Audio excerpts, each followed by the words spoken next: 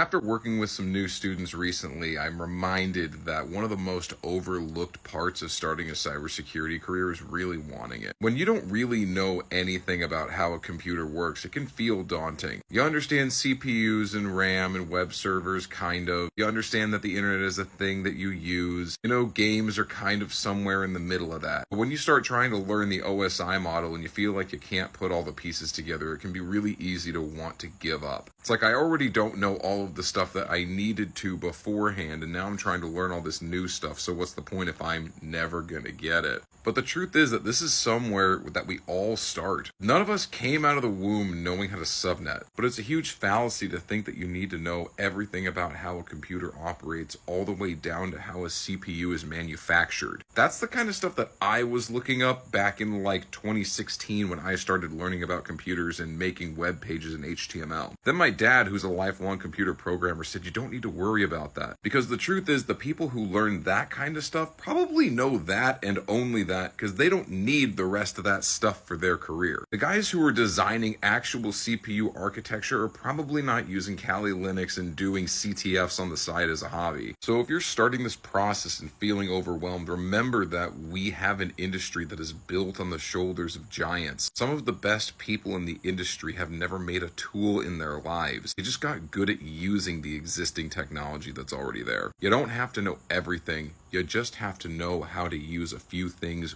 really well. Hope that helps. Questions or comments below. Follow for more.